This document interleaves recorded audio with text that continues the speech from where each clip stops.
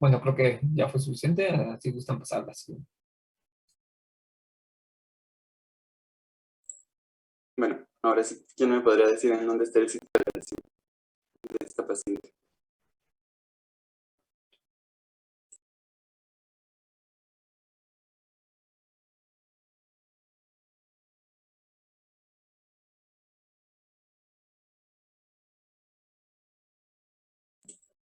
A ver, Lázaro. Sería en el nervio óptico del, pues, del ojo derecho, ¿no? Porque pues es el único que está afectado, el izquierdo está bien. Sí, exacto. Si quieres, ¿te puedes dar siguiente ahí? Otra, otra, otra. Ahora, de acuerdo, aquí les pusimos estos circulitos que representan la visión. De acuerdo a estos circulitos, ¿cuáles creen que representaría una lesión en el nervio óptico? Carpio. Sería en el primero, bueno, en el que donde tiene, ajá, ese. ¿Esa? Sí, estás en lo correcto. Siguiente. Y ahora, esto creo que es algo bastante fácil. ¿Cómo se llama cuando hay una pérdida abrupta de la visión en un ojo? O sea, ¿cuál es el término? Santiago. Según yo sé, es amaurosis. Sí, exacto. Siguiente, por favor. Otra.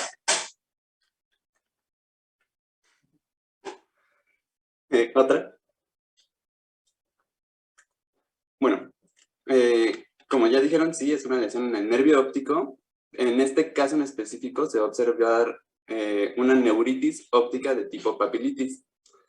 Este término se refiere a las lesiones del nervio óptico producidas por alteraciones inflamatorias que pueden, bueno, también pueden ser desmielinizantes o degenerativas. Y también va, bueno, los síntomas oculares en ocasiones va a estar procedida de malestar general, además de fiebre y también de dolor ocular leve ante los movimientos. Vamos a tener dos tipos de neuritis ópticas, que va a ser una en la que la alteración inflamatoria ocurre en la porción ocular del nervio, que sería la forma que tiene la paciente que vimos, que sería la papilitis. Esta forma va a ser visible con el oftalmoscopio y la otra va a ser un proceso inflamatorio del nervio, obviamente, que sucede en cualquier parte entre la porción retroocular y la prequiasmática. Este proceso inflamatorio se va a conocer como neuritis retrovulvar y desde el punto de vista oftalmoscópico no se van a encontrar mayores datos. Aquí tenemos esta imagen que la papila óptica se aprecia elevada con una coloración más enrojecida que el resto de la retina y también con los bordes indefinidos, además de que se van a observar pequeñas hemorragias en la papila y en la emergencia de los vasos. Ahora sí, siguiente por favor. Como parte de la resolución del caso, vamos a tener que Perdón, resaltar... doctor, pero aprovechen las imágenes, ¿no? Si no, ¿para qué las ponen? La anterior. Ajá, la descripción de ese fondo de ojo, qué es lo que estamos observando. Ah, pues fue lo que dije, que era con la papila óptica se apreciaba elevada, con una coloración más enrojecida que el resto de la retina y también con los bordes indefinidos. Y además de que se van a observar pequeñas hemorragias en la papila. Y a ver si me pueden repasar la anterior, por favor. Ah, es que tiene mucha animación, pero la anterior.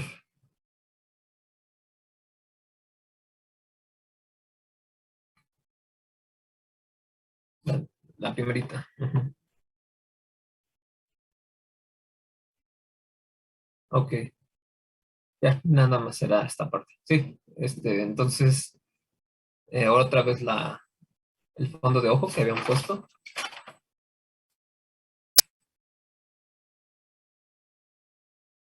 ¿Qué coloración quedamos que debe de tener la papila o el disco óptico?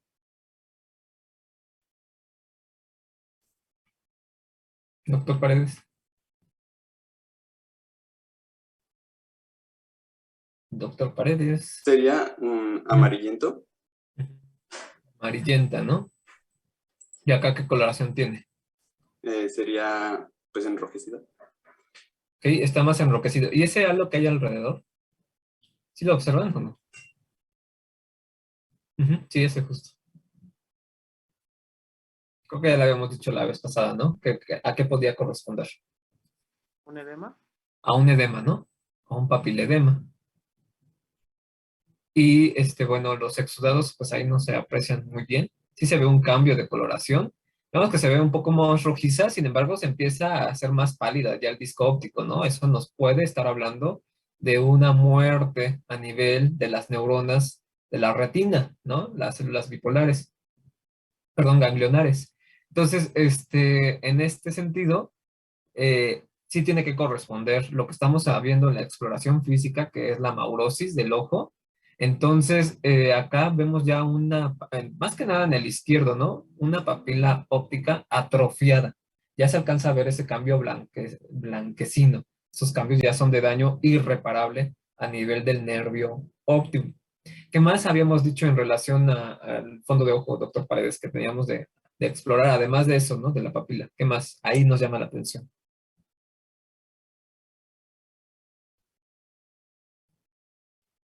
De este fondo de ojo, doctor.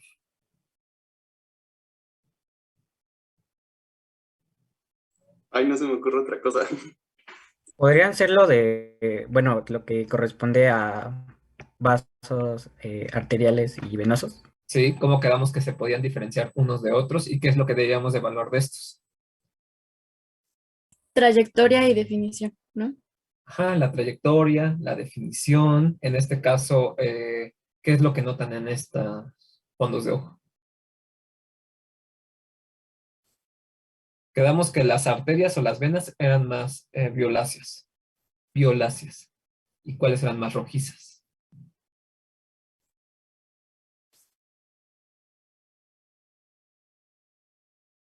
Las arterias eran más rojizas. Porque llevan oxígeno, ¿no? Y violáceas, las venosas. Y aquí, ¿cómo observan en la imagen derecha las arterias, que son las rojizas?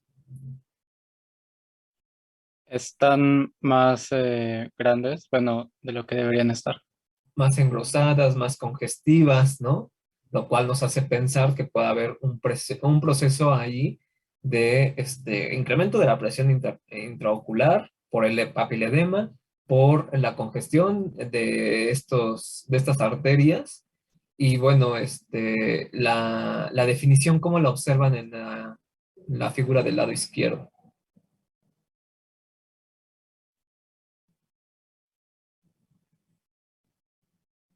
¿Cómo ven la definición de estas arterias? ¿Las ven claras? ¿Distinguen de dónde están emergiendo su trayectoria tal cual?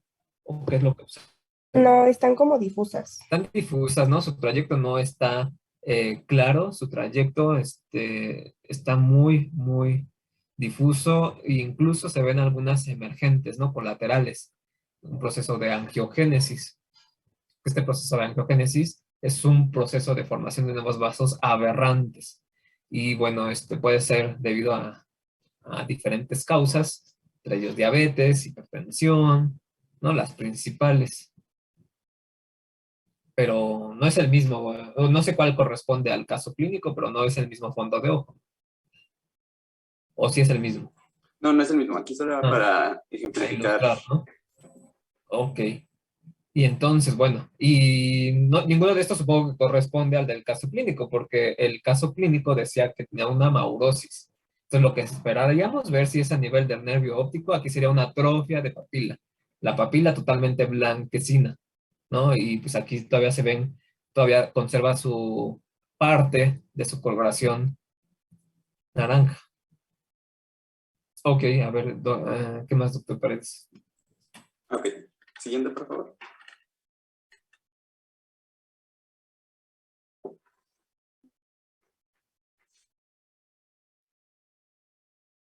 Ya. Ay, no, un anterior.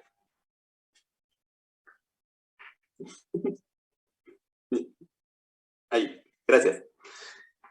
Bueno, como parte de la resolución del caso, pues bueno, como ya dije, vamos a tener que esta es una lesión del nervio óptico relacionada a neuritis óptica, ya que las alteraciones pupilares observadas van a corresponder a un defecto aferente en el que se nota que la pupila responde mal cuando se ilumina, que sería el reflejo fotomotor, y que se contrae con normalidad cuando se ilumina el ojo normal, que sería el reflejo consensual. Esto va a descartar problemas eferentes, en cuyo caso la pupila afectada no se contraería, ya que cuando se cambia la luz al lado afectado, la pupila se dilata porque el problema en el nervio hace que la conducción luminosa sea mala y la pupila entonces es incapaz de sostener la miosis porque no recibe suficiente luz y se va a dilatar paradójicamente. De acuerdo a este caso, vamos a tener que la edad del paciente va a orientar a un problema de esclerosis múltiple, pero pues para esto se necesitarían hacer estudios neurológicos y de gabinetes complementarios para hacer este diagnóstico. Ahora, bueno, ahorita... Bueno, ¿y qué es, bueno, si nos da un antecedente de lo que es la esclerosis múltiple? Es que, bueno, ahorita voy a hablar de todas las etiologías, bueno, en general de todas las etiologías de las lesiones del nervio óptico. Ya está googleando lo que es esclerosis múltiple, doctor. Ya. A ver la que sigue, doctor. Bueno, vamos a tener que las patologías que van a ser más relevantes asociadas en las lesiones del nervio óptico va a ser el papiledema, que como ahí dice, se va a deber a una compresión de la vasculatura del nervio óptico en la lámina cribosa por síndromes de hipertensión intracraneal. El cuadro de papiledema y su diagnóstico diferencial con la neuritis óptica, por medio del oftalmoscopio, va a ser bastante difícil, aunque en la papilitis hay mayor grado de hemorragias y envainamientos vasculares que en los papiledemas, y en general el grado de edema va a ser menor. Y el diagnóstico diferencial entre estas dos patologías se va a establecer gracias a la pérdida súbita de la visión, ya que en los cuadros de neuritis va a suceder como de manera más notable. También vamos a tener que la causa más frecuente del papiledema va a ser el aumento de la presión intracraneal por la presencia de una masa ocupativa, que pues yo encontré que los tumores intracraneales van a tener el 80% de probabilidad de que sea eso. También la hidrocefalia va a tener un 2% y de causas varias, que serían extracraneales, van a ser del 12%. En esta imagen se va a observar, en la imagen de la derecha, que está al ladito del papiledema, se va a observar la papila óptica hiperémica. En los bordes se van a ver borrosos y hay pérdida de la excavación fisiológica, además de edema peripapilar y tortuosidad de los vasos, que así es como se vería normalmente un papiledema. A ver, perdón, nada más para recordar la parte en la que se asociaba a la hipertensión intracraneal. ¿Se acuerdan cuáles eran los componentes o los compartimientos más bien que se encuentran en el sistema nervioso central? ¿Cuáles son estos 3 compartimientos? Y que si se alteran, obviamente van a dar un aumento de la presión intracraneal. ¿Son los ventrículos? Bueno, ventrículos. ¿Y qué circula por los ventrículos? El líquido ¿No? cefalorraquídeo. Entonces, cambios a nivel de el líquido cefalorraquídeo. Ese es un compartimiento, líquido cefalorraquídeo. ¿Qué más? ¿Cuál otro es qué otros 2 compartimientos?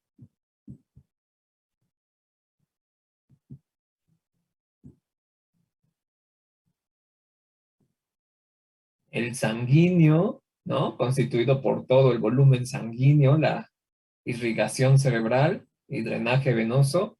¿Y el otro? El tejido cerebral. Exactamente, ¿no? El parénquima o el tejido cerebral o encefálico o sistema nervioso central. Entonces son los 3 compartimientos. Si se altera alguno de estos, ¿no? Un ejemplo de que se altere el líquido cefalorraquídeo y pueda ocasionar papiledema, reflejo de una hipertensión endocranial, afección en el compartimiento del líquido cefalorraquídeo. Una neurocisticercosis. Una neurocisticercosis, bueno, lo más común de la neurocisticercosis es que se aloje en el parénquima cerebral. Sin embargo, se puede localizar obstruyendo, ¿no? Obstruyendo más que nada los conductos que comunican a los ventrículos. Okay, bueno, ese fue un ejemplo. Un ejemplo a nivel de parénquima.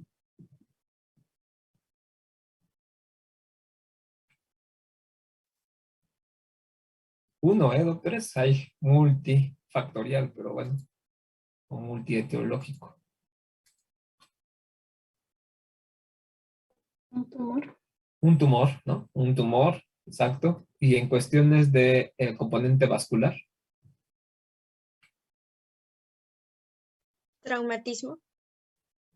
bueno, el traumatismo que genere qué, en especial o en específico. Coágulos. Una hemorragia, ¿no?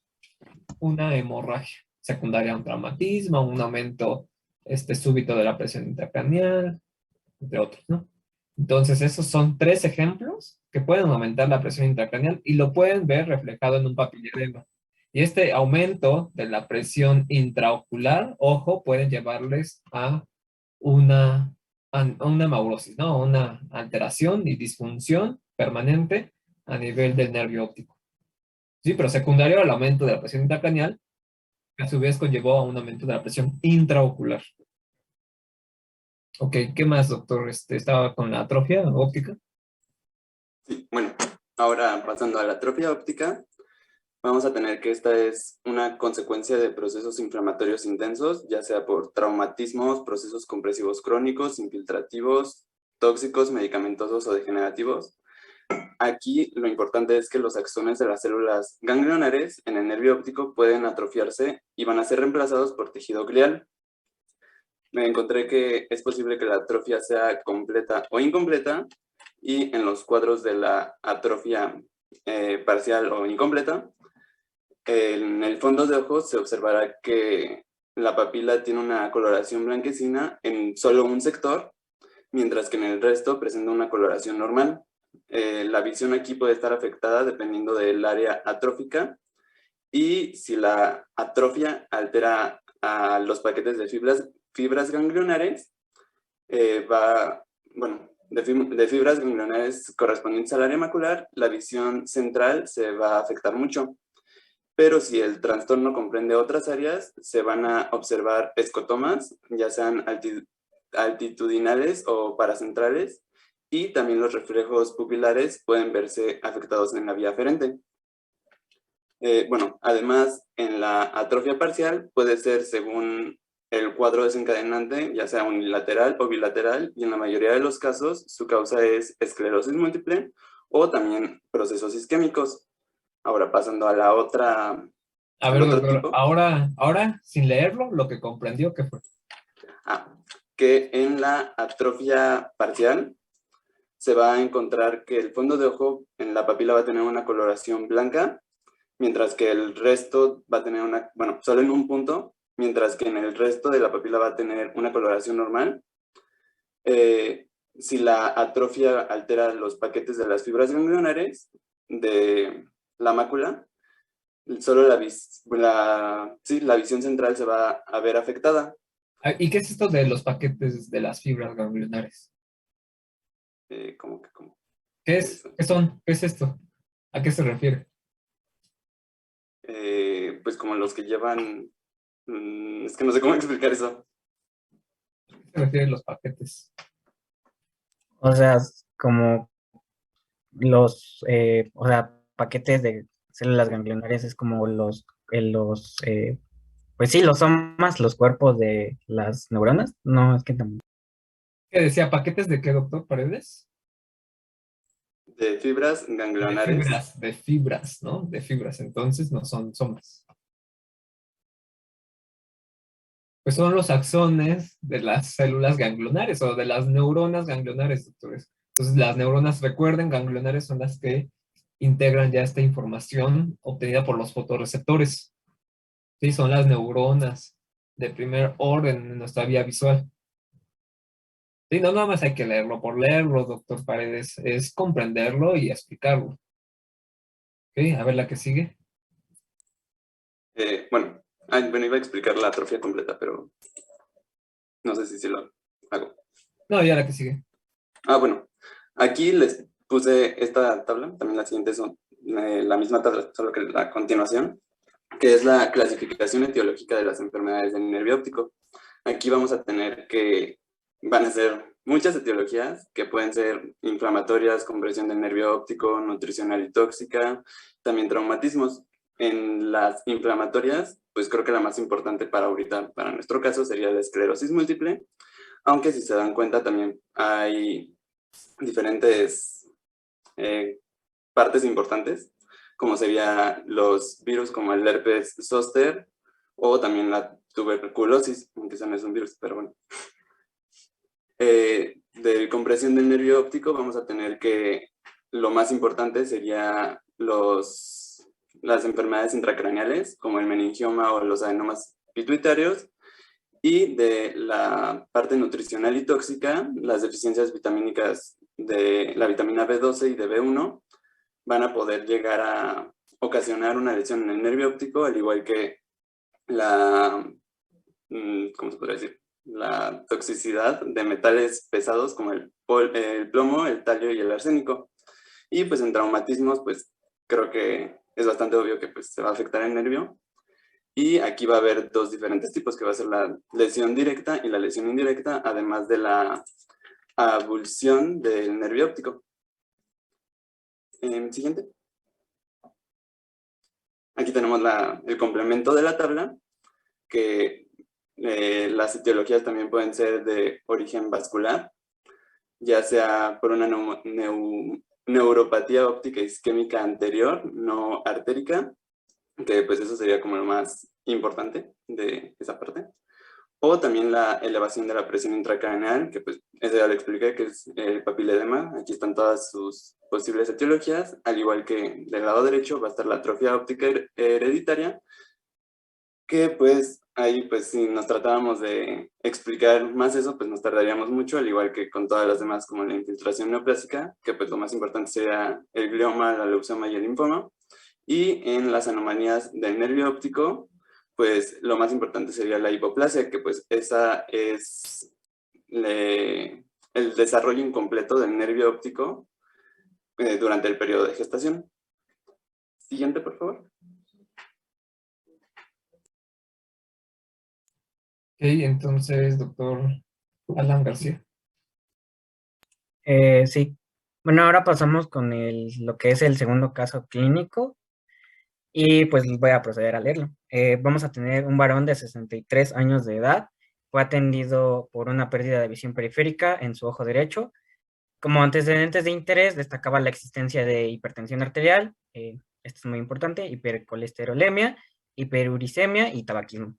En la exploración oftalmológica, la agudeza visual era de 0.6 en lo que era el ojo derecho y de 0.9 en lo que era el ojo izquierdo.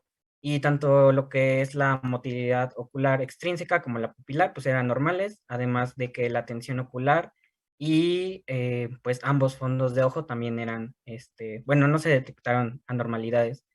Aquí, mediante campimetría de confrontación, que es básicamente un procedimiento donde, según yo entendí, se evalúa lo que es la visión periférica, puede ser manual o con, pues vaya, máquinas, sí, máquinas, y mediante este procedimiento se venció pues lo que es un defecto periférico derecho en cada ojo.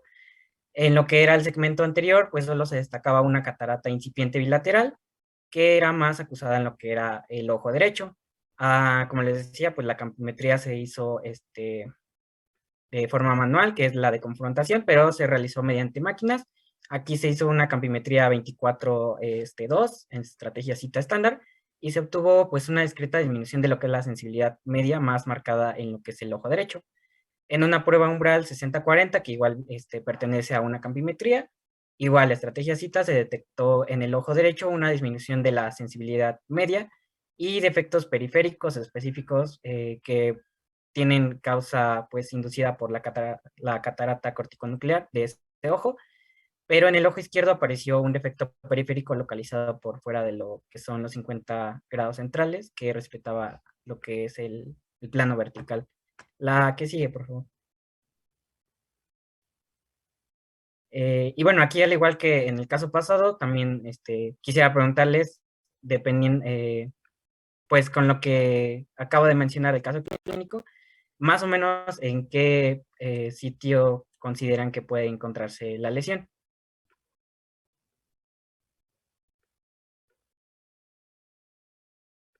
Si puedes regresarle una antes para que puedan volver a leer el caso clínico.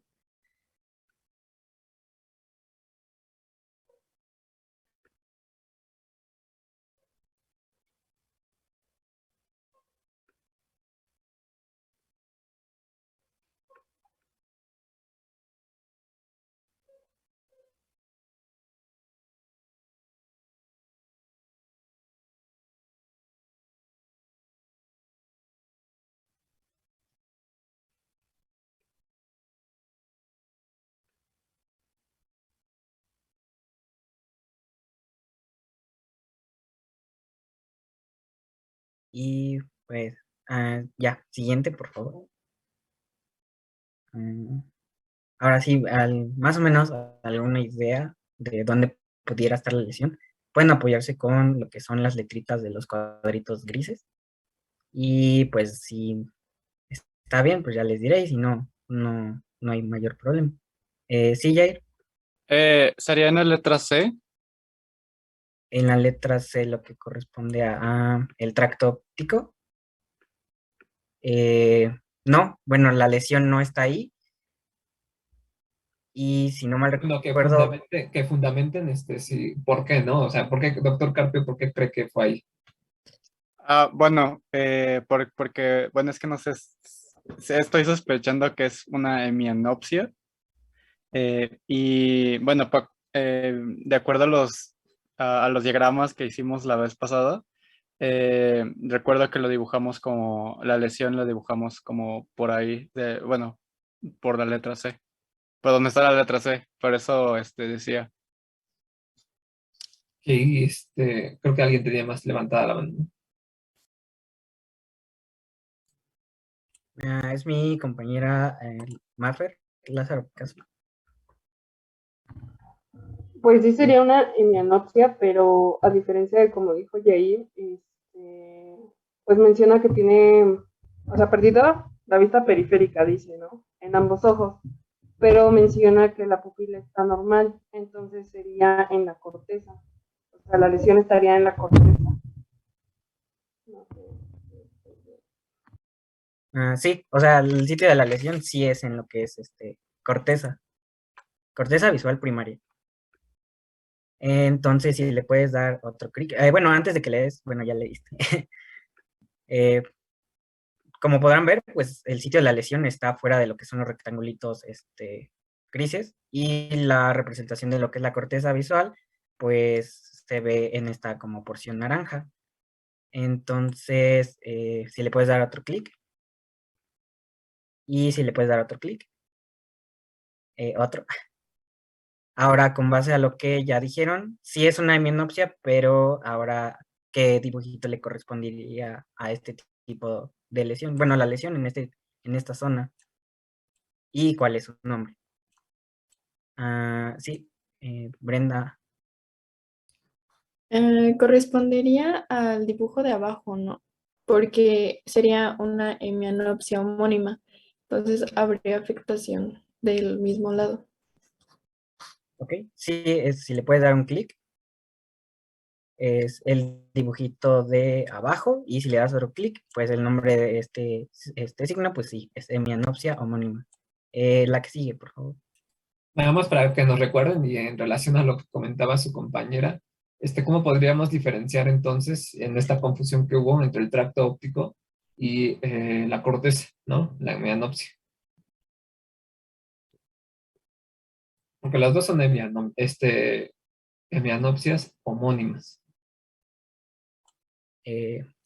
Tengo una pregunta en específico, un poquito más adelante sobre este punto. Entonces, no sé si quiere que la demos ahorita. Está bien si lo van a contestar, ¿verdad? Bueno, si lo van a abordar. Sí, sí, pues está otra diapositiva un poquito más adelante. Entonces, si le puedes dar a la que sigue, por favor. Y muy bueno, muy bien, muchas gracias, compañero. En este caso, pues, vamos a hablar sobre lo que es la lesión de corteza visual anterior, la que sigue. En este caso en específico se presenta pues lo que es un caso clínico de hemianopsia homónima de localización periférica. Aquí va lo importante, con un amplio respeto de lo que es el campo central. y se relaciona con una afección isquémica de lo que es la corteza visual primaria, o también la podemos conocer como córtex estriado anterior, y pues en este caso también se ve afectada lo que es la parte del córtex intermedio. En este caso, el amplio respeto del campo central se puede obtener bueno, se pudo deber a lo que es un accidente tromboembólico selectivo, de lo que serían algunas colaterales, o también a la existencia de una intensa circulación colateral de la arteria cerebral media en este territorio. Y conforme a la pregunta que tenía el doctor, ¿podrían, pues ahora sí, indicarme por qué el dibujito que pusimos antes está mal y, pues, básicamente por qué? O sea, en la resolución del caso se nos señala un punto muy importante y es lo que mayoritariamente diferencia la lesión de lo que es el tracto óptico con lo que es la corteza visual anterior.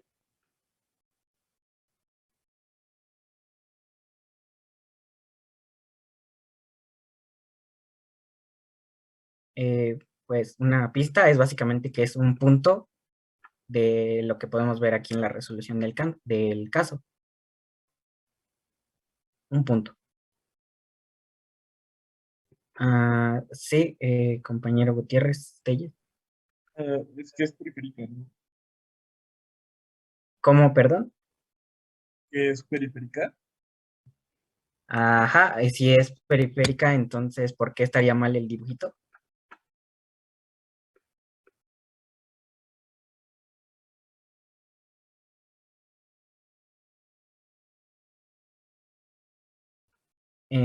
Bueno, si le puedes dar otro clic,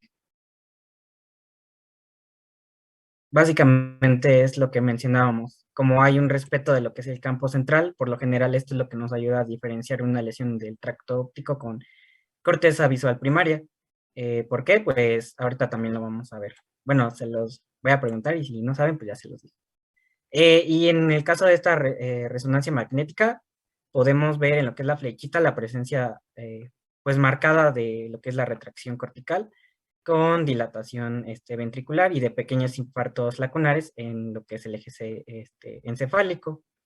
Lacunar significa pues un tipo de accidente cerebrovascular que pues es pequeño, no mayor a 15 milímetros, que se va a producir por la oclusión del territorio de distribución de lo que son las arterias perforantes del cerebro. Entonces, siguiente, por favor. Otra. Ya. Entonces, para platicar un poco más acerca de lo que es la lesión en corteza visual anterior y los defectos en el campo visual, hay que tener en cuenta que los datos que más nos van a ayudar a localizar este mismo defecto van a ser la congruencia y la presencia de respeto macular, que recordemos es ese puntito en el centro. Las etiologías más frecuentes por lo general van a ser pues, vasculares y traumáticas, y las vasculares pues son las que mayor incidencia tienen, con alrededor de un 80% de los casos en pacientes con más de 50 años de edad. Y dependiendo del sitio de la lesión podemos encontrar varios patrones campimétricos, como lo podemos ver en las imágenes. Una lesión completa de todo lo que es esta corteza pues nos da lugar a una hemianopsia homónima contralateral. Una lesión en lo que es el labio superior de la cisura calcarina nos da como resultado pues una cuadrantonopsia homónima inferior contralateral, y una lesión de lo que es el labio inferior de la cisura calcarina, una cuadrantonopsia homónima superior contralateral. Aquí hay que tener en cuenta que en cualquiera que sea el lado de la lesión, pues aún se mantiene intacta lo que es la agudeza visual de cada ojo. La que sigue, por favor.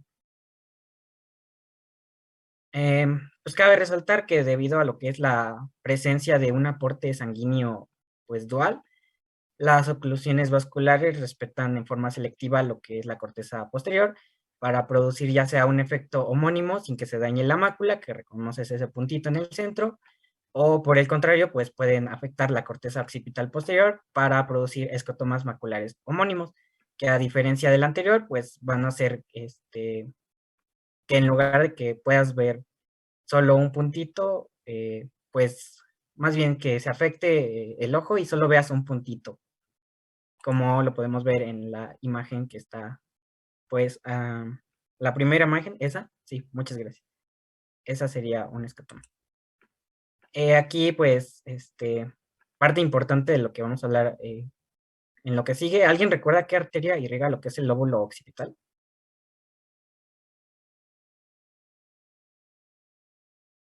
Sí, compañera Wizard.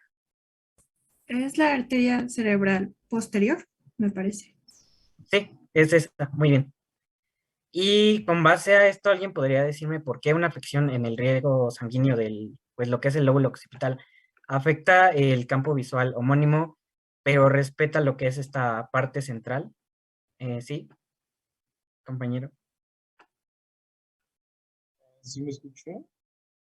Creo que sí, Edito, pero pero sí. Bueno, bueno, intentaré hablar más fuerte. Pues porque hay un aporte sanguíneo dual de la arteria cerebral y pues hay una circulación colateral de la arteria cerebral media al polo occipital y pues a su vez también irriga la parte donde está la visión macular. sí, muy bien, de hecho, está súper bien. Esa es la respuesta correcta. Debido a este aporte sanguíneo dual de arteria cerebral media, esta parte en el polo occipital que representa la visión macular, pues por eso en la oclusión de la posterior, pues se respeta este puntito, ¿no? Aquí vamos a tener que por lo general este tipo de lesiones se presentan pues sin otros síntomas neurológicos asociados y los patrones van a variar. Pero pues las lesiones incluyen preservación de lo que es la mácula o producen escotomas homónimos, además de que también se puede dar la pérdida de la luna media temporal, que podemos ver en la imagen de superior derecha, pero la segunda, y otros patrones de visión periférica similares. Además, otros síntomas que se acompañan de una disfunción occipital, pues son discromatopsia cerebral, que es una alteración en la percepción de los colores, de manera que los objetos cambian pues de color e incluso de intensidad del color. ¿Alguien tiene más o menos una idea de pues de alguna patología que tenga que ver con esto? O sea, algún ejemplo. Es una, pues que creo que todo el mundo conoce y que tiene que ver con la alteración de los colores. Sí, compañero Jair. ¿Es el daltonismo? Sí, precisamente. Yo encontré que se puede llamar discromatopsia, o daltonismo, cualquiera de los dos. También vamos a encontrar que, pues, es lo que es palinopsia, que es la persistencia o recurrencia de imágenes visuales una vez que el estímulo ha, pues, desaparecido. También vamos a encontrar alucinaciones visuales no formadas y alexia sin agrafía. Este último, pues, en lesiones de lo que es el lóbulo occipital izquierdo. Y bueno, antes de pasar a la siguiente, ¿alguien podría pues mencionar alguna patología que podría estar asociada con el daño a esta zona? De hecho, revisamos una en clases pasadas, pero pues sí podría ser y no podría ser. Tiene que ver con arterias. Y con lo que hemos mencionado anteriormente. EBC isquémico. No estoy muy seguro, creo que no. ¿Relacionado con qué, doctor? Es que se me perdió el audio. Relacionado con, pues, ahora sí que el daño en esta zona occipital. Tiene que ver con, pues, una arteria de las que ya mencionamos anteriormente. ¿Pero por qué debe ser isquémico? No, me perdí. Bueno, es que yo no encontré que estuviera relacionado Con la arteria occipital, con la arteria posterior, ¿no? ¿No puede ser una oclusión? Ok, es que como que lo confundí. Ajá, Entonces, también mi EBC compañero. isquémico, ¿no? El EBC isquémico por obstrucción, generalmente del flujo sanguíneo, que puede ser por un coágulo, un trombo, una placa de ateroma, un tumor, entre otras, ¿no? Sí, entonces sí está bien. Una disculpa, no sé cómo me perdí. Pues la que sigue. Y precisamente, pues, patologías asociadas con afección en esta zona, pues como ejemplos tenemos, no encontré que fuera muy común, pero sí podemos, como ya vimos, por la doble irrigación de esta zona, pues una oclusión de la arteria cerebral media, pues además de que se produce hemiplegia contralateral grave y hemianestesia, también se puede producir una hemianopsia homónima, donde es muy probable que se afecten pues, los cuadrantes inferiores de los campos visuales, pero por lo general esto es debido más a que hay una afectación de lo que son las radiaciones ópticas superiores.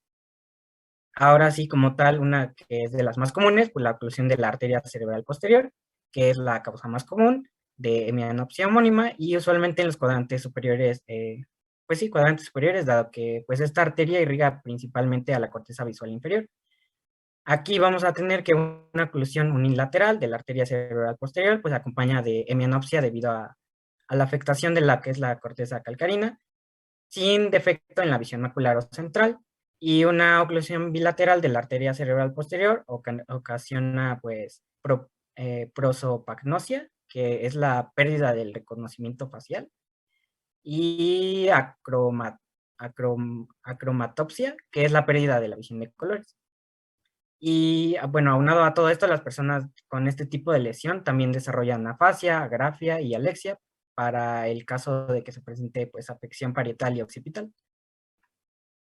Por último, pues lo que es el síndrome de encefalopatía reversible posterior, que puede deberse a hipertensión sistémica grave, como la eclampsia, hipoglucemia diabética o fármacos, que dentro de los fármacos podemos incluir cefalosporinas o tacrolimus, perdón, donde se van a ver pues afectados los hemisferios cerebrales posteriores y van a causar una hemianopsia homónima e incluso pues ceguera cortical, así como anormalidades visuales pues perceptivas. Aquí pues si recordamos, nuestro paciente en el caso clínico pues tenía un antecedente de hipertensión arterial y también encontré que incluso la lesión en esta zona puede deberse a migraña, ya que durante lo que es un ataque migrañoso pues es común la fotofobia. Las auras visuales pues consisten en un patrón repetitivo de colores triangulares que van a empezar en el centro visual y se va a mover progresivamente a lo que es la periferia de cada ojo. Todo este episodio dura entre 15 a 30 minutos y posterior a ello pues sí puede desarrollarse una hemianopsia homónima del mismo lado, afectando pues durante varias horas debido ya sea, bueno, debido a lo que sería pues un infarto cerebral o en caso de una sospecha de malformación arterial. Al principio pues traumatismos en lo que es la zona occipital. La que sigue, por favor. Bueno, otra imagen es la que sigue. Muy bien, ¿qué falta? ¿La doctora Olivares? No, yo, doctor. Ah, es que como veo que está compartiendo Olivares. Ok, adelante, Galindo. Sí, yo solo les estoy llegando a compartir. Bueno, este es el caso clínico 3. Es una mujer de paciente femenina de 45 años con antecedentes de crisis convulsivas de 17 años de evolución. Este presenta 5 años de caracterizado por cefalia intermitente, acompañamiento de náuseas y vómito, al que se agregan parestesias en manos, disminución de la fuerza en extremidades inferiores, también se le agrega fatiga, somnolencia y disminución progresiva de la huesa virtual de predominio de ojo derecho. En el examen oftalmológico se encontró una agudeza visual mejor corregida en el ojo derecho de cuentadedos a 4 metros y de 20/40. En el ojo izquierdo también. Ambos ojos presentan pupilas hiporreactivas, simétricas y isocolóricas. El segmento posterior presenta papilas ligeramente hiperémicas con borde nasal discretamente borrado, así como una irrigación de venas. Se los dejaré aquí un momento para que puedan pensar, porque en el siguiente vamos a preguntar el sitio de la lesión y todo lo que conlleva.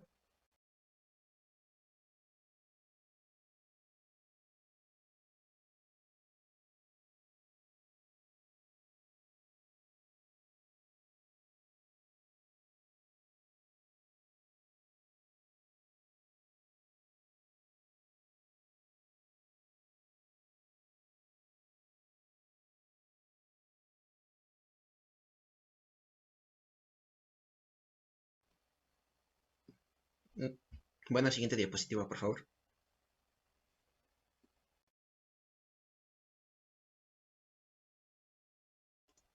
Bueno, aquí, ¿dónde creen que estaría el sitio de la lesión en este caso?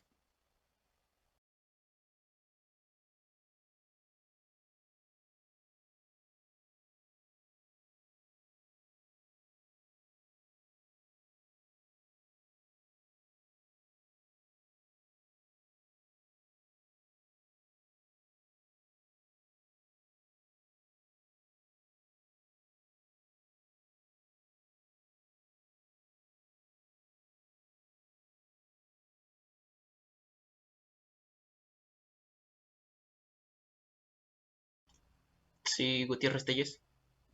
Sería en la letra B, quiasma óptico. No se te escuchó, ¿puedes repetirlo, por favor?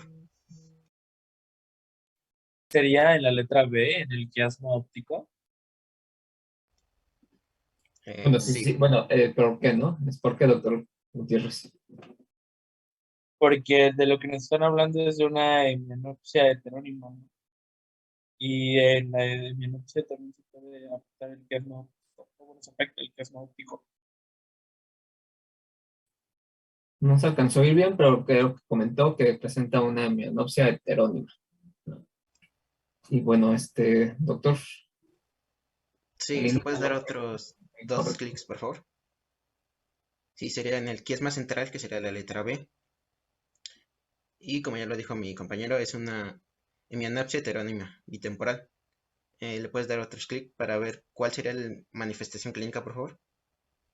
¿Cuál de estos dibujitos creen que sería la manifestación clínica de la hemianopsia?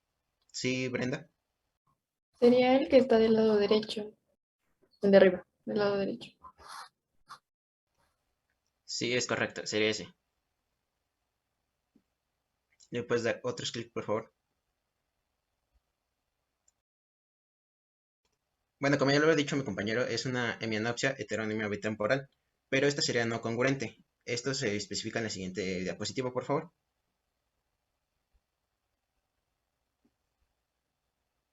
Bueno, sería no congruente porque sería el sitio de la lesión, sería el quisma óptico, pero no congruente porque en ambos ojos no se nota la misma pérdida de visión, ya que en el ojo izquierdo se presenta una mayor pérdida que en el ojo derecho.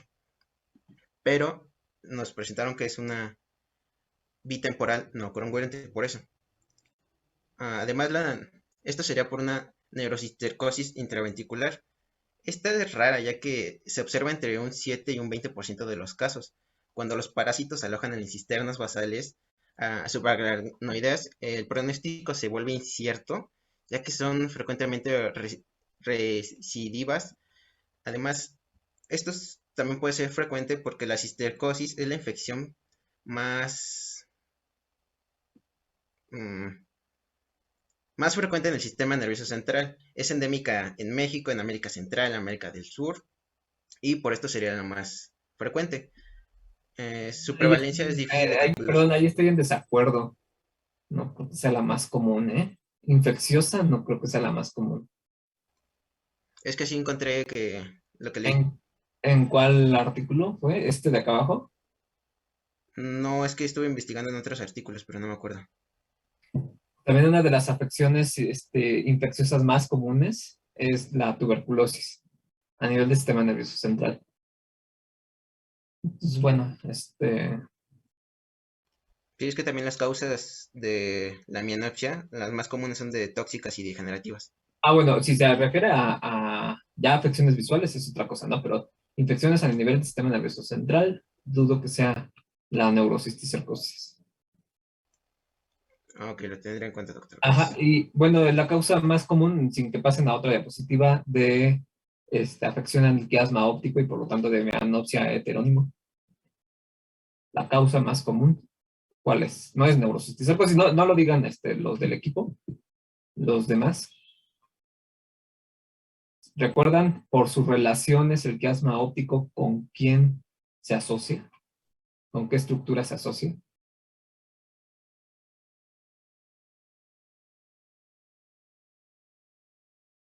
¿No se acuerdan cuando vimos diencéfalo? Creo que sí fue diencéfalo. Sí, sí lo vimos en diencéfalo.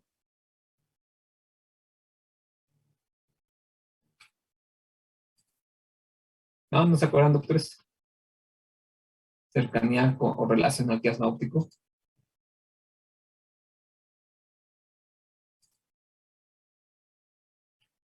Neuroendocrino. Con el hipotálamo. Más por debajo. Hipófisis, ¿no? Tumores hipoficiarios. Exacto, ¿no? Tumores hipoficiarios. La causa más común de afección por la cercanía, el desplazamiento, la compresión a nivel del quiasma óptico. Sí, más que neurocisticercosis, está bien el ejemplo, ¿no? El caso clínico, pero la causa más común Y bueno, obviamente acompañado con alteraciones propias de la hipófisis. Pero una de estas alteraciones visuales, que se acuerden de estas alteraciones visuales, es una hemianopsia heterónima correspondiente, ¿no? Ok. Adelante, doctores.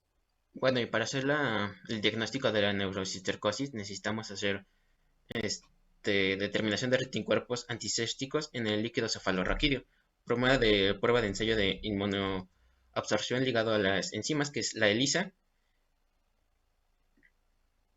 Y para el diagnóstico de la lesión del quiasma óptico, siguiente por favor. Bueno, ya había dicho que es una hemianopsia heterónima biotemporal no congruente por comprensión central del quiasma óptico. Bueno, el diagnóstico se basa en la clínica, en las imágenes de resonancia magnética y tomografía computadorizada, y también pruebas de laboratorio en suero y del líquido cefalorraquídeo por las infecciones que se pueden dar. En este se muestran 3 resonancias magnéticas, que sería la imagen 1, sería la que se muestra primero, la imagen 2 y la imagen 3. En la imagen 1 se observa un pequeño punto, que se observa dilatación ventricular con edema transperimetrio. En la resonancia magnética 2, en el espacio subaracnoideo peritoneal se encuentra estrechado, que es el pequeño punto rojo que se alcanza a ver ahí. Y en la resonancia magnética 3 se observan 2 puntos que uno se alcanza a distinguir entre un círculo o una estrella, que sería en el tercer ventrículo dilatado extendiéndose hacia la cisterna quiasmática, que este es el punto rojo, y la estrella es que se encuentra comprimiendo el quiasma. También no pude ponerla, pero la tomografía computarizada demostró múltiples calcificaciones en la región supratemporal, esclerosis en la región occipital izquierda, así como hidrocefalia, que esto también es importante, ya que la hidrocefalia, para definirlo, es la acumulación de la cantidad excesiva de líquido cefalorraquídeo en el cerebro. Siguiente diapositiva, por favor. Los signos asociados a esta lesión que son muy importantes, ya que con esto nos vamos a dar una idea de que esto es la bulia, que esto sería prácticamente la pérdida de energía para hacer alguna actividad, como cansancio y todo esto. Amaurosis fugaz por papiledema, que esto sería pérdida de visión rápida en unos cuantos segundos, el deterioro de la conciencia, el cefalea, vómito y náuseas, que son todo lo que nos presentaron en el caso clínico, que este paciente lo presentaba. Siguiente diapositiva, por favor. Además, las patologías asociadas a todo esto también, aparte de los traumas craneoencefálicos y las trastornos inflamatorios, también están los tumores hipoficiales, como ya decía el doctor, que la mayoría de los tumores hipoficiales son prolactinos. Sus síntomas incluyen cefalea, endocrinopatías. En sus últimas surgen cuando el tumor produce hormonas y destruye el tejido que ésta sintetiza. Y también esto se puede hacer mediante el diagnóstico de una resonancia magnética, que esto nos va a ayudar. Por eso son importantes los estudios de imagenología. Y también está el síndrome de neoplasias endocrinas múltiples, que son trastornos hereditarios raros que afectan las glándulas endocrinas y los órganos. Son poco frecuentes, ya que varían las glándulas, presentan tumores benignos o malignos, y bien carecen de excesivamente sin que lleguen a ser tumores benignos, malignos. Estos tienden a afectar a todos los miembros de una familia. Existen varios tipos de síndromes, tales como el tipo 1, el tipo 2A y el tipo 2B. Este también se puede detectar mediante imagenología, por eso es importante, ya que el quiasma óptico se va a ver cuál sería la lesión mediante imagenología para así encontrar un tumor benigno o maligno que está haciendo la oclusión de esto. Y sería todo. De acuerdo, muchas gracias. ¿Algún comentario? Sus compañeros, estuvo muy bien su presentación, muy dinámica y bueno, interactiva, ¿no? Con los demás. Muy bien. Doctora Lynn, ¿algún comentario? Creo que ya anda por acá. Sí, doctor. Sí, me escucho bien, ¿verdad? Es que está lloviendo acá. Adelante, doctor. Gracias. Bueno, nada más, igual, comentarles que es muy importante que ustedes desde sus clases de práctica clínica aprendan lo que es la exploración Y si bien en los ciclos clínicos tengan la oportunidad de rotar por los servicios correspondientes, sobre todo el servicio de oftalmo, ustedes en los pacientes realicen esta práctica. Aprenden desde a realizar un examen visual, aprendan a hacer fondo de ojo, y si les toca, pues incluso a sacar o a poder manejar lo que es el aparato para medir la presión intraocular. Algo que comentaban en este desarrollo es no tomar únicamente como signos y síntomas de esta vía y tomarlos aislados. Pudieran integrar como tal algunas de las patologías que ya se estuvieron mencionando. Entonces, uno, la exploración, y número dos, saber integrar, les decía, signos y síntomas con enfermedades y patologías específicas. Si bien lo que es la vía visual, al menos yo considero que es una de todas las vías que ya vimos, un poquito más compleja, es muy interesante y les repito nada más, ¿no? Aprendan bien la exploración y a integrar la patología. Y bien por el equipo, buena presentación. Gracias, doctor. Gracias, doctora. Y bien, supongo que vacaciones para los que no se van a final, no, no toman optativas. Así es, porque vacaciones administrativas faltan mucho tiempo todavía. Mes y medio todavía. Okay. Muy bien, el siguiente equipo, por favor, el equipo H.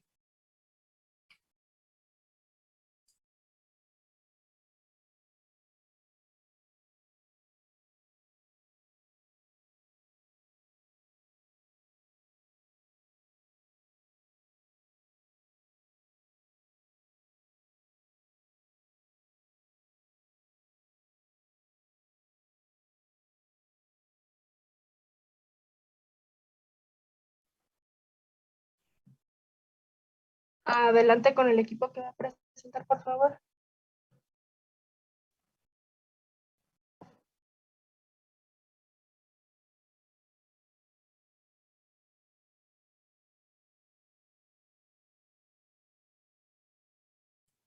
¿Sí lo tienen, doctores? Sí, es que algunos de los integrantes tenemos problemas de conexión a internet, entonces estamos preguntando quién nos puede ayudar a presentarlo.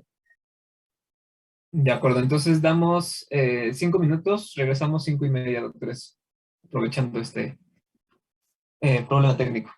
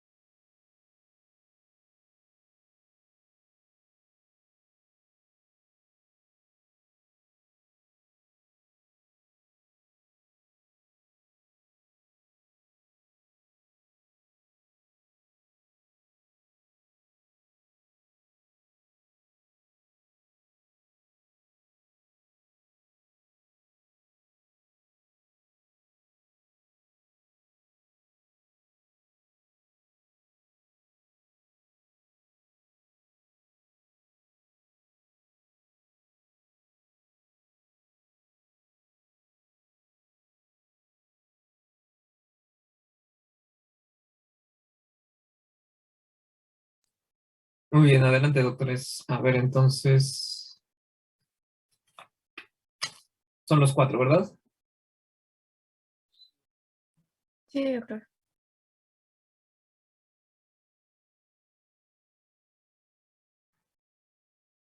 Gutiérrez. Ah, ya.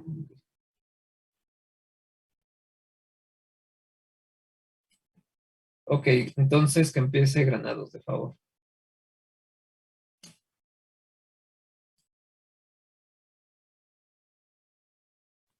Sí me escucho, ¿verdad? Sí, doctora.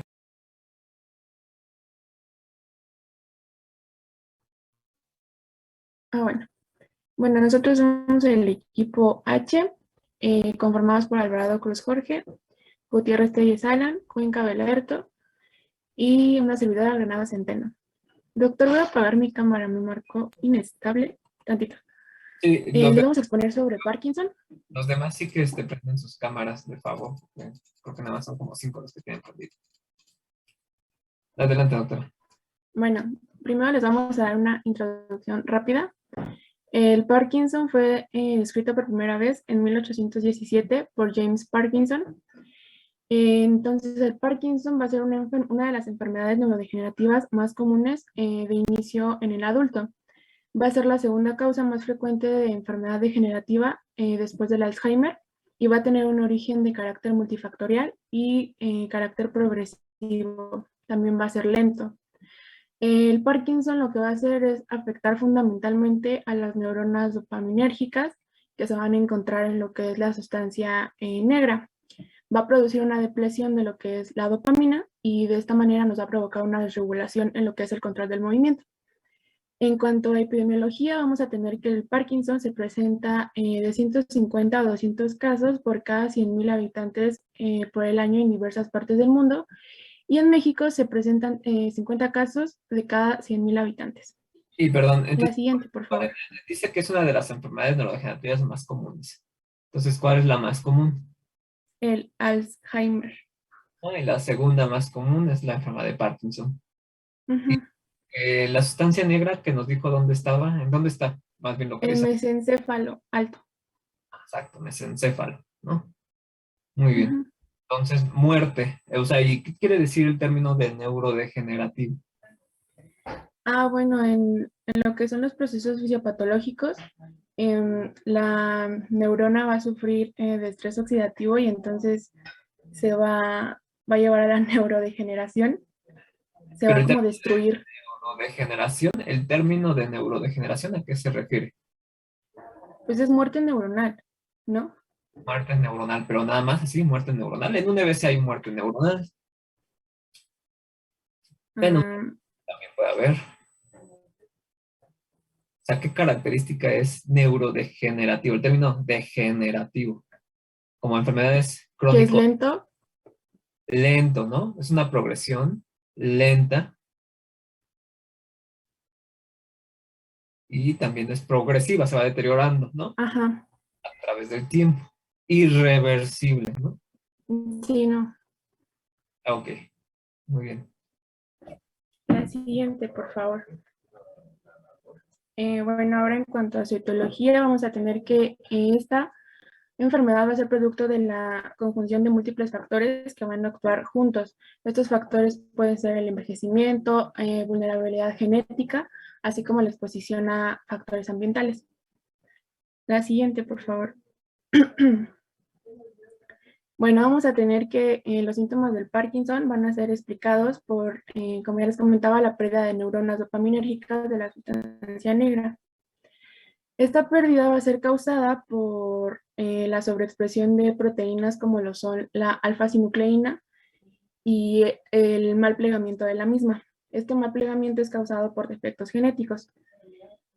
Esta anormalidad de lo que es la alfa-sinucleína nos va a llevar a una disfunción de lo que es la cadena respiratoria neuronal y a su vez nos va a formar lo que son los cuerpos de Lewy, que son citotóxicos para la neurona. A ver, entonces, que la interrumpa. Entonces, ¿cuál es el principal factor predisponente para una enfermedad neurodegenerativa? El principal factor predisponente. La edad. Exacto, ¿no? La edad por arriba de 60 años, ¿no? Ujú. Y enfermedades como la diabetes, ¿no? Pues, otras comorbilidades sí, pero realmente el principal factor de riesgo y que no es modificable es la edad, por arriba de 60 años. Como sabrán, en México la pirámide poblacional, ¿en qué grupo hectario está concentrado ahorita, en el 2022? Adultos mayores, ¿no? ¿Adultos mayores a qué se refiere, doctor? ¿Adultos mayores? ¿Por arriba de 60? Sí, eran si es 55, 60, algo así recuerdo haber visto. No, es más, de la quinta década, o sea, de 40, ¿no? De 40 años, adultos jóvenes, ¿no? Son los que predominan ahorita en la pirámide poblacional. Entonces, en 20 años, doctores, va a haber una inversión de la pirámide poblacional, que quiere decir que todos estos que están en 40 años van a pasar al siguiente grupo de 60 años. Entonces van a incrementar el número de enfermedades crónico-degenerativas, entre ellos las enfermedades neurodegenerativas. Ahorita no es un problema de salud, pero van a ver que en 15, 20 años va a aumentar hasta 6 veces más. Y ahorita hay cerca de 500,000 personas con Alzheimer, ¿no? Porque es de lo que tiene más epidemiología. En Parkinson no existe tanto, pero de Alzheimer hay cerca de 500,000, medio millón de personas. Durante 15 años va a haber ya 3 millones de personas con la enfermedad de Alzheimer. Entonces esto conlleva una emergencia a nivel sanitario porque el mantener a un paciente con una enfermedad neurodegenerativa, van a ver lo costoso que es. Si se van a checar cuánto más o menos vale el mantener a un paciente estable con una enfermedad neurodegenerativa por año, van a ver que es alrededor de 1 o 2 millones por paciente por año. Entonces, imagínense 3 millones de pacientes por año, va a ser un golpe fuerte a la economía. Entonces, bueno, no, México no está para eso y ni siquiera se está previendo a futuro, ¿no? Todo esto en relación a las enfermedades neurodegenerativas. Y una característica, bueno, ya pasando a esta diapositiva, que comparten todas las enfermedades neurodegenerativas, todas las enfermedades neurodegenerativas, es el mal plegamiento de las proteínas. Sí, son proteínas que normalmente nosotros, o de manera fisiológica, ¿no? Normal, no me encanta el término, de manera fisiológica, se encuentran en nuestro organismo, en este caso en nuestro cerebro, y están cumpliendo con roles, ¿no? En este caso, la alfa-sinucleína está principalmente contribuyendo a la sinapsis y al funcionamiento a nivel neuronal. No nos vamos a meter mucho en detalle, pero si se acuerdan cuando estábamos viendo la sinapsis, que había un complejo que se llamaba el complejo T-SNARE y V-SNARE, que eran los que ayudaban a acercar a la vesícula y que se liberara el neurotransmisor. Pues la alfa-sinucleína precisamente es una proteína de este complejo que ayuda a liberar, a agrupar las vesículas y a liberar nuestro neurotransmisor. Entonces, si hay una disfunción, ¿no? en esta proteína que se empieza a malplegar, pues va a haber también disfunción a nivel sináptico. No es la única patología que presenta alteración en alfa-sinucleína, sino ya se conoce como un grupo, ¿no? Al cual se afecta la alfa-sinucleína, que se conocen como alfa-sinucleinopatías. La enfermedad de Parkinson es la principal, pero no es la única. La enfermedad de Alzheimer, por ejemplo, ¿no? Otras proteínas se encuentran alteradas, y así en cada una, en esclerosis múltiple, en enfermedad de Huntington, en esclerosis lateral amiotrófica. Todas estas enfermedades neurodegenerativas comparten el mismo fundamento, ¿no? De que existe un mal plegamiento de las proteínas. Pero ¿cuál creen que sea la diferencia, doctores? Además de la proteína. ¿Por qué se presentarán ciertos síntomas en unas, por qué en otras? La comparten mucho de su fisiopatología, pero ¿qué variará de una enfermedad neurodegenerativa a otra?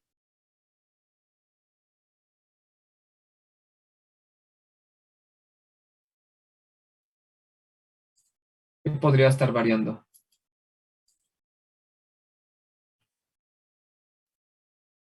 Doctora Vázquez, a ver la nota pensativa.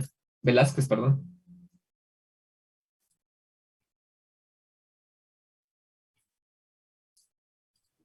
Bueno, no sé si podría ser como en este caso del neurotransmisor, que es la dopamina. Entonces uno puede ser el neurotransmisor, que va a depender de qué, la afección del neurotransmisor. Por ejemplo, aquí que se afecte dopamina, ¿por qué fue que se afectó dopamina?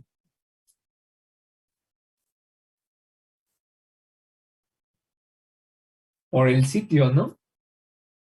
En donde dijo que se encontraban las neuronas dopaminérgicas en la sustancia nigra. Entonces va a depender mucho la sintomatología del paciente del área en específica donde se empiecen a alterar. Pues no, es así algo sencillo, ¿no? ¿Por qué ciertas regiones? Bueno, porque esas proteínas pueden ser más susceptibles y que se encuentren con roles más importantes en ciertas regiones. ¿Y por qué se alteran en esas regiones? Son más susceptibles. No sabemos el por qué, simplemente son más susceptibles al daño. El envejecimiento, como ustedes sabrán, conlleva una disfunción a nivel del envejecimiento propio de las neuronas, una senescencia celular, no solo de neuronas, sino del complejo a nivel celular de todo nuestro organismo. También conlleva una disfunción mitocondrial, el envejecimiento, o lleva a que las mitocondrias pues ya no empiecen a procesar igual la información. En este caso, acuérdense que los complejos mitocondriales nos ayudan a la cadena transportadora de electrones y por lo tanto mantener nuestro estado redox en nuestro organismo. Una disfunción mitocondrial por el envejecimiento podría conllevar entonces a un estrés oxidativo, que ahorita es lo que van a ir viendo en la fisiopatología. Pero sí es importante que sepan, doctores, que todas las enfermedades neurodegenerativas prácticamente se presentan la misma patrón de la fisiopatología, ¿no? En todos, prácticamente hay una neuroinflamación de tipo crónica, una disfunción mitocondrial, estrés oxidativo, muerte neuronal progresiva e irreversible, que es la neurodegeneración. Obviamente aquí ya va a variar la proteína que esté involucrada, los roles de estas proteínas y otra característica de estas proteínas, no sé si se acuerden qué significaba el término de prión, ¿no? Que a lo mejor lo vieron en algún momento.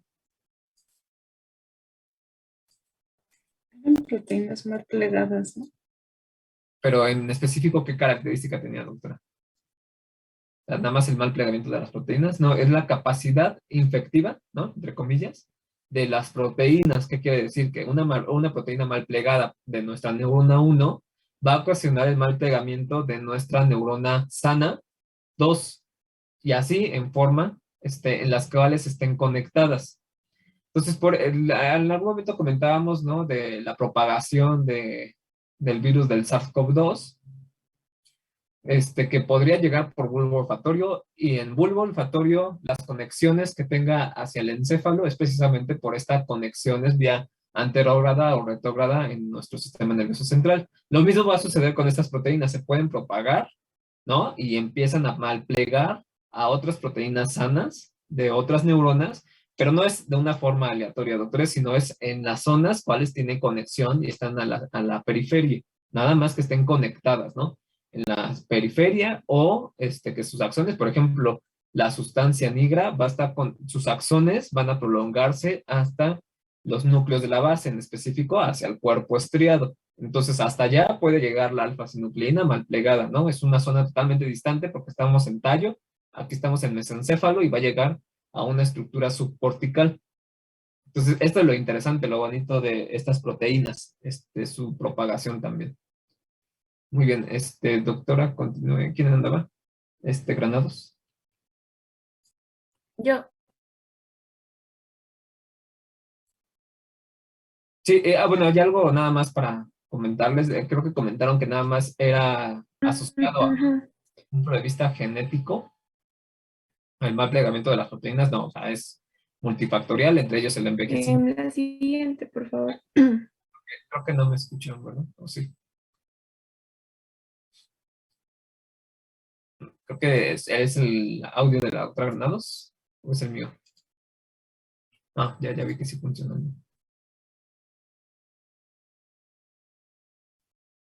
Creo que está hablando, pero no sirve su audio, doctora. A ver, que continúe mientras, Alvarado.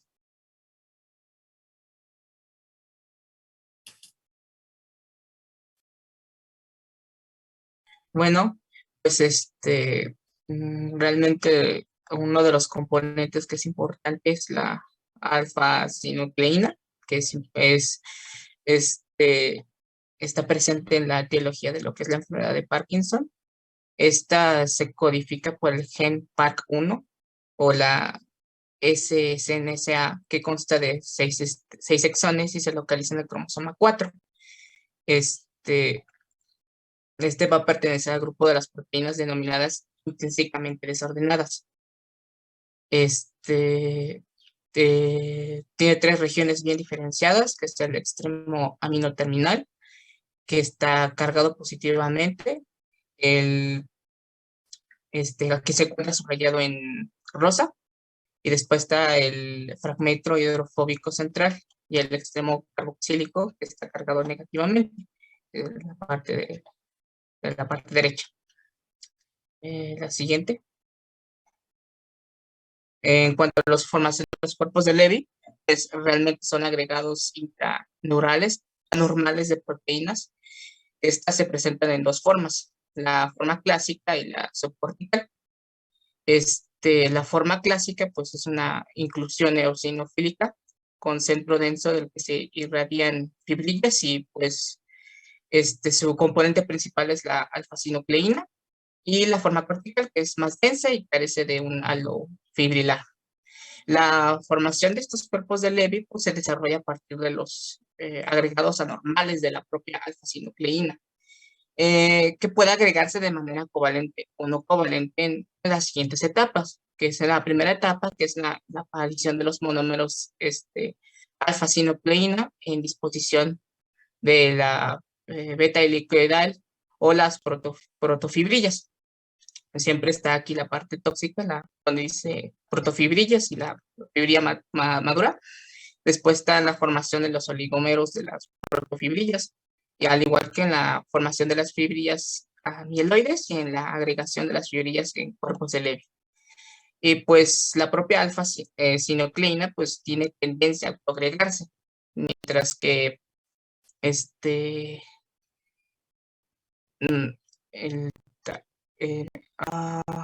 mientras que lo que es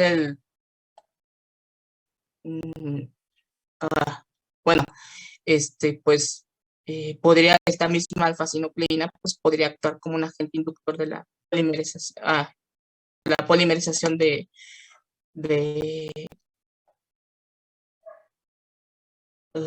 tau a través de su región hidrofóbica, mientras que pues el propio tau va a acelerar la agregación de las alfa-sinucleínas, promoviendo la formación de pequeñas inclusiones en los modelos celulares.